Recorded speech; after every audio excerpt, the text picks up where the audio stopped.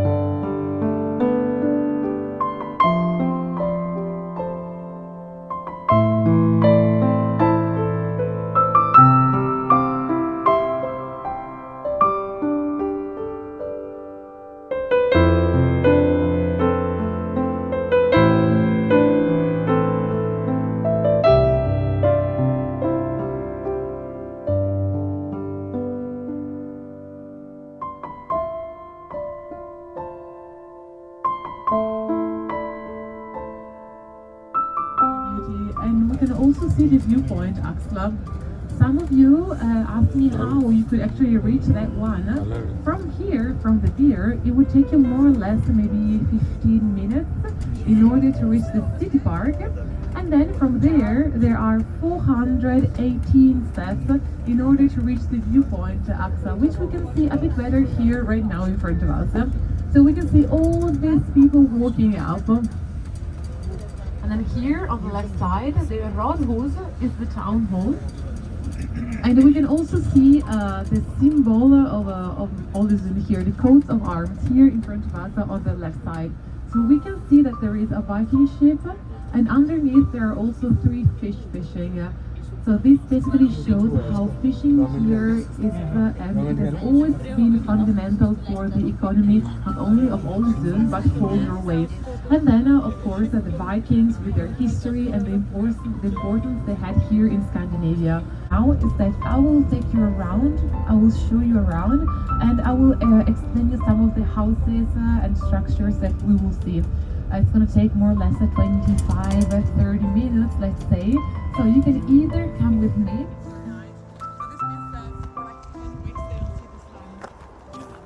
Oh, it's crazy. I know, it's pretty hard, I have to say. I was there this winter and it's not easy on the mind. From like back in the well, of course, maybe some Vikings, but this one dates back to like the 18th, 17th century. The Vikings were gone already because they lost their last battle in the 12th century, and then basically the Viking area came to an end. Do people still live in houses like this? Like actually, some of them in the you can find some of them in the mountains just like this. Oh, okay. Okay, just wait for everyone, and then.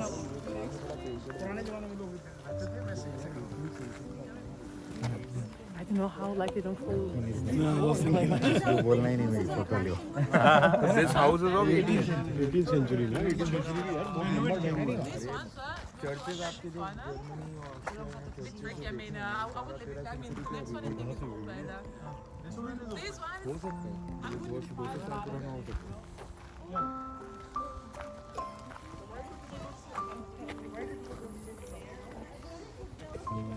17th, 18th century. So these ones are like 300 years old. So we stopped here because you can see that the roof over there it's really peculiar. So this sod roof or the green one, it's very popular here in Scandinavia in general, and it's built in a very peculiar way. So you can see that there are different layers over there, like at the base of this bark. It's bark of the first tree. So the one that, for example, you can see over there with the whitish bark. Yes. So they use this kind of bark because it's waterproof. So they do up to 10-15 layers, and then on top they put another layer of grass, which actually has 2 goals, so to say. The first one is for the stability of the house, because the weight of the roof actually makes the house more stable. And the second one because it's a great insulation layer, so like the warmth stay inside during the winter. And this kind of roof, they can last up to like 35, 40 years. 40 years? Yeah, also 40 years. And nowadays you can still see them. They're very popular, well, out of tradition, but also because a lot of Norwegians actually they buy their houses in the middle of nowhere, like in the forest, next to the fjord, next to a lake. And it's really nice to like see, like find your house in the nature. So they use this kind of roof to blend the house like in the nature, in the trees. So our next stop will be in like 2 minutes, so we just need to keep walking and then go down.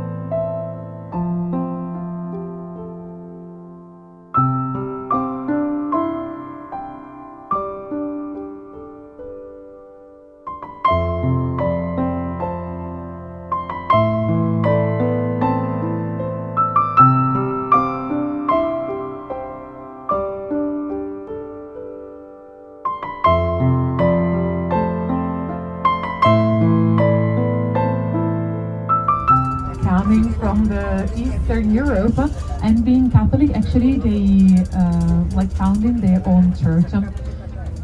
So, just to tell you something more about Ålesund, as you see, I mean, we have different buses going back and forth with a lot of tourists.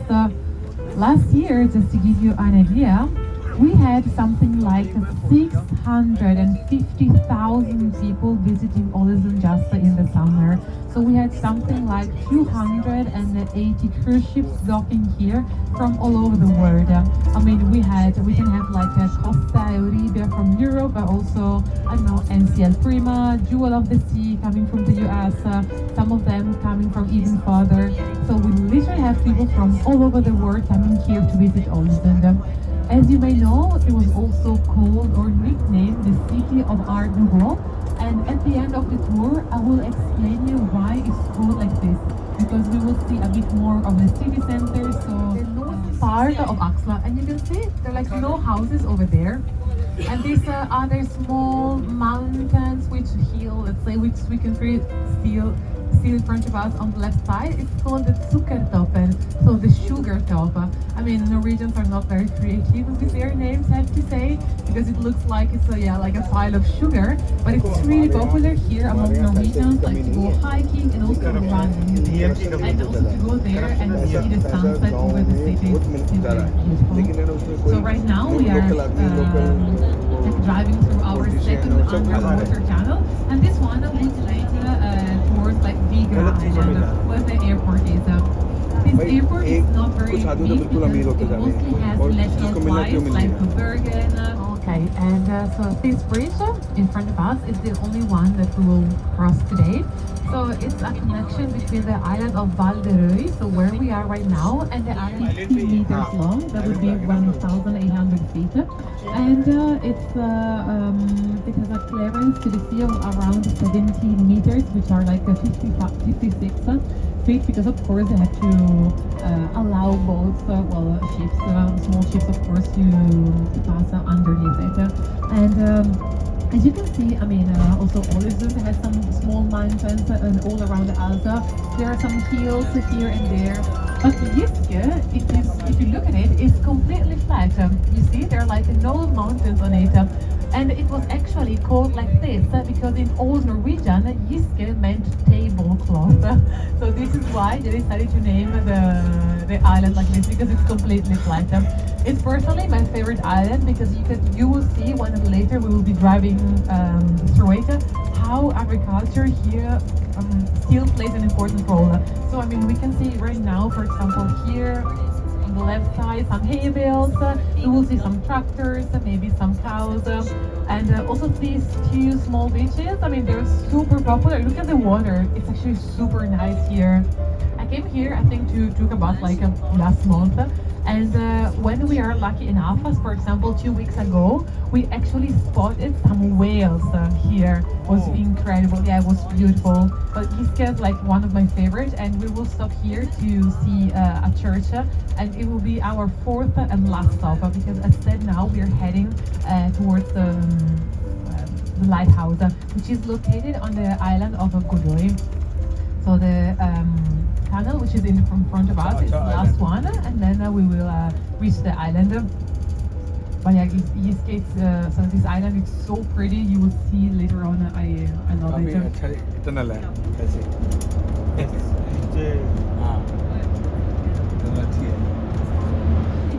To like navigate through the mountains because the coastal area there is way too dangerous, and if everything goes right, it's gonna be ready for like 2026, so like in 2 years.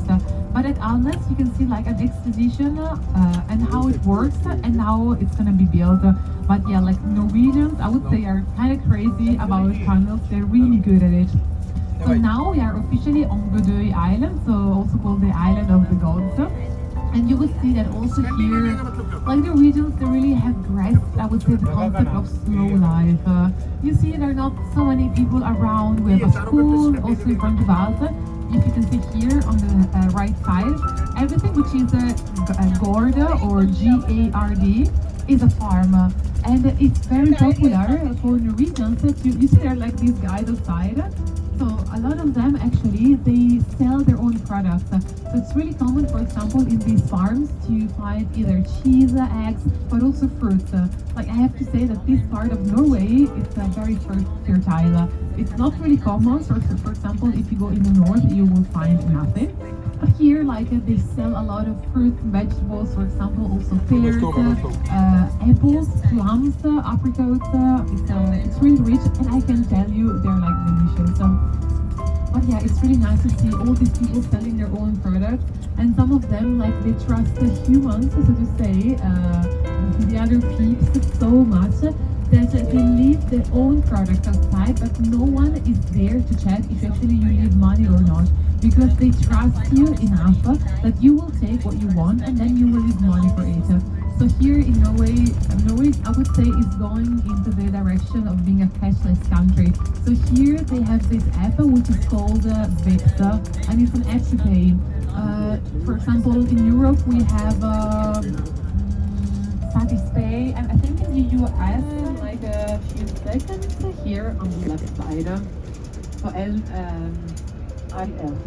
Ooh, apps is so nice that it's actually slowing down for us to see better. Here, on their left side. Look how pretty it is. And of course there are some plums or apples. No, I think yeah, they're plums. Apples? Oh, thanks, Aaron. You have better eyes. But you see, I mean, there's also this boat living. It's so small, but it's so pretty. I love it. So as I told you, we can see the lighthouse right now. So this one was actually built in 1876 and fully automated in 1982.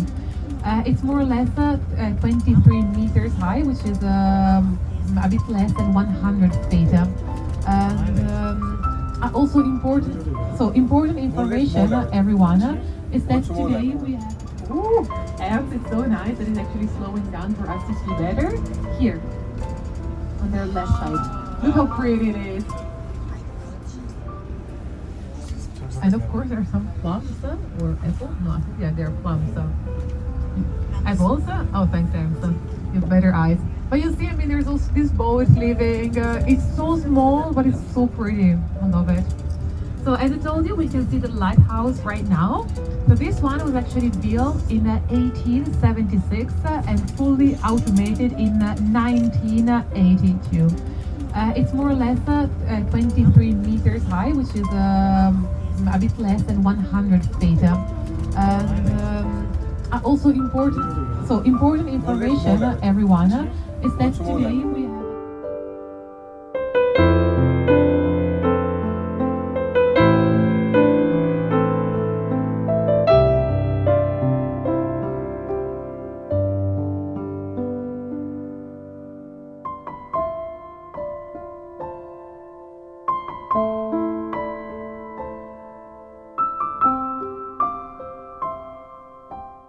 Now we will park in front of let's see if we have some space cafeteria. So in case you want to reach the water later on, in front of us here, there is this pathway which goes down to the beach. The cafeteria is here, and the light as well is of course here on the left side. As I told you, we're gonna stay here more or less 40 minutes. So we're leaving at 1:50. 1:50 we are leaving. What a beautiful sun, I'm so happy about it. I'm like blessed.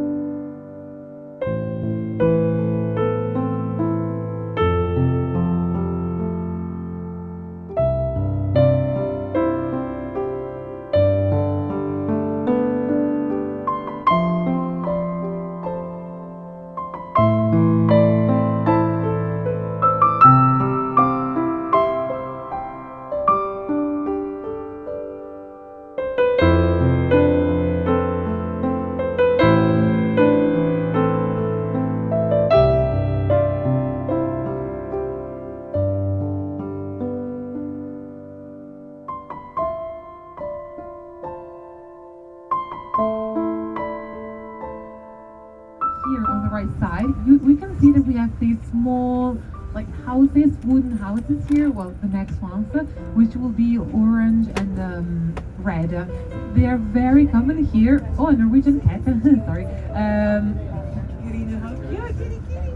How cute! And so in front of us, shortly we will see these houses next to the water. Here in front of us on the right side. So they're incredibly popular here in Norway, and they're called Rorbo. So these ones here, we can see also they have like small bridges, and then there are some boats. So in the past, they were used just from the fishermen as like storage. So they would set and put their like fishing equipment, and as you can see, the boats would be, so to say, parked outside. But these ones, and a lot of them nowadays, they were modernized, and you can also rent them, sleep them, and eat. I mean, there's like a small kitchen, so you can also cook there. I mean, imagine waking up in the morning, you open your door, and you're like just in front of the fjord with a nice, a nice cup of coffee. It's really good. And here on the right, once again, you see the oldest house here in Alnes, 1768. So getting closer, we can see a bit better the waterfall here on the right side, and you can see that there is this greyish circle thingy structure. I don't know how I would call this in English, and it's actually a water reservoir. So it's here on the side of the mountain here on the right. And as I told you here, so there is a lake and a hydroelectric power plant. So now you can see like all these people, they're like hiking all the way up. And shortly, so we will cross once again this tunnel, and on the left side in front of us, you can see the old road. So now it's closed, but before, basically the cars used to go just across the mountains. And since I'm talking about water, hydroelectric power plant, did you know that it's something very common here in Norway to have a hydroelectric power plants basically everywhere?